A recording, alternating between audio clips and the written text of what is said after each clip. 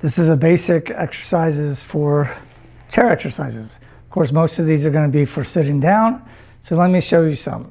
So the first one I want you to practice is alternating knee raises. So obviously I'm in a comfortable chair. I'm just going to alternate lifting my knees up as high as I feel comfortable. Nice and controlled motion. And the tempo is kind of like a 1, 2, 3 up, 1, 2, 3 down. So it's not too fast, not too slow. So I get the positive range of motion and negative on the way down. Both of the positive and the negative are important for muscle growth and muscle activity. And you want to keep on breathing. And typically what you want to do if you can, and remember, exhale on the way up, breathe in on the way down. Exhale on the way up, breathe in on the way down. Now the front one from the seated position, I like to do for shoulders. Arms out, make small circles. Now most of these exercises you could do for reps, or you could do 15 to 30 seconds per exercise. So from here, I'm going forward, small circles. I turn into big circles. Works the shoulders a little differently. Once again, these can be ones you could do standing as well, but a lot of times seated exercises are beneficial to those that have balance issues.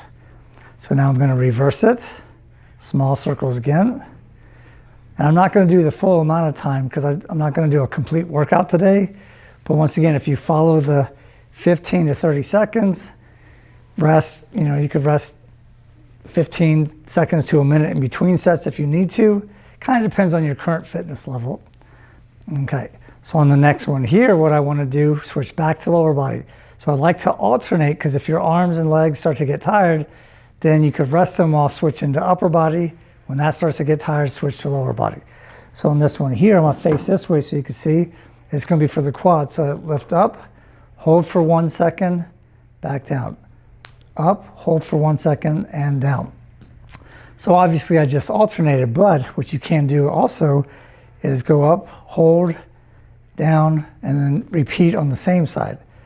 What that does, it helps even more with endurance. So if you feel like your legs are kind of wobbly or iffy as far as your strength and endurance, hold it doing all on one side first will make them fatigue faster, but also forces your body to adapt.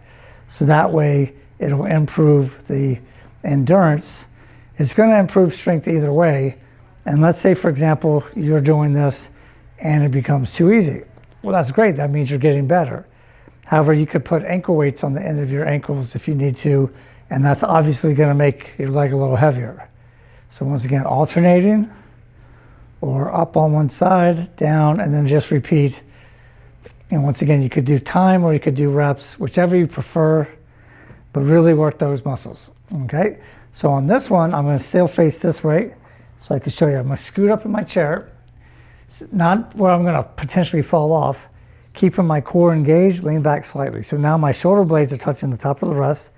Try to extend both legs out and in. Now, if this bothers your stomach, not your stomach, if it bothers your back or your hip flexors too much, you could keep one leg up and do it this way. It's still going to work the abs, still works the quads, but it's easier, obviously, because I only have one leg up. However, if you can do the challenge, keep both legs up. Keep the core engaged, like you're trying to squeeze your abs to your backbone. And of course, keep breathing. Got to get the oxygen to those muscles. So as I'm doing them so far, you could do one set, do another exercise, one set, another exercise. Or once again, for endurance, you could do 3 sets of each exercise before progressing to the next exercise, okay? So on this next one here, what I want to do, and you could do with small dumbbells or stretchy bands if you have, where you could step on the band and do curl. So imagine I have dumbbells and you're doing bicep curl.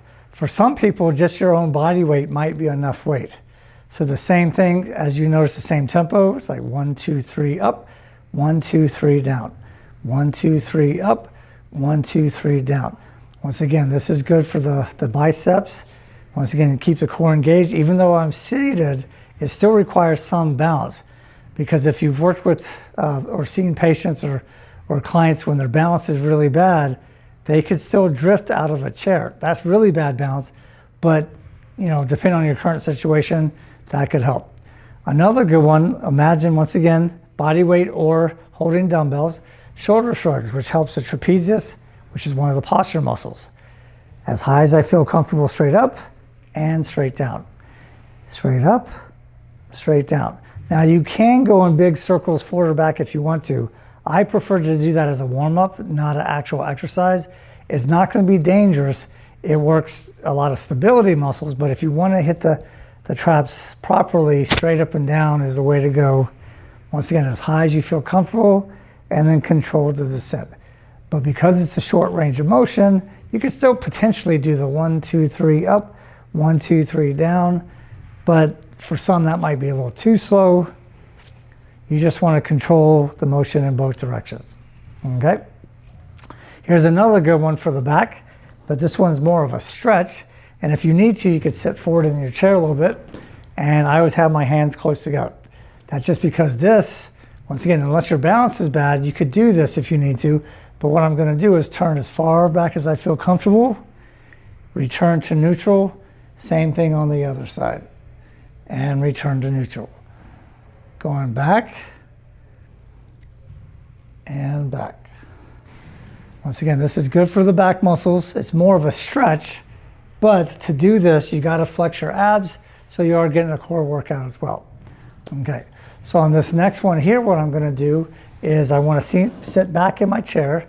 I'm going to use my left hand to brace the chair. Now, once again, if your balance is bad, I don't recommend doing this one. I'm going to take my right hand, reaching over. Now, if you have a bad shoulder, you might have to, modify this to come across this way, or depending on how bad the shoulder is, you might have to skip that side. Unless both shoulders are bad, then skip this one altogether. Reaching as far as you feel comfortable. Now on this one, so it gets a good stretch, but it's also working those obliques. You might want to hold for a couple seconds, then back down to neutral. Up and over. And once again, for endurance sake, I recommend doing all the repetitions on one side first before you switch and then do the other side. As far as you feel comfortable, back to neutral. Over the top and back to neutral. Just like that.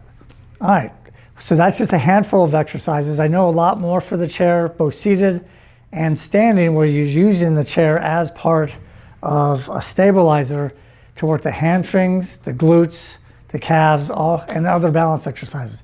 If you're interested in that, you can check some of my other videos out, or make a request in the comment box below, and just type me up, and I'll be happy to help you out. All right, guys, have a great day. We'll see you next time.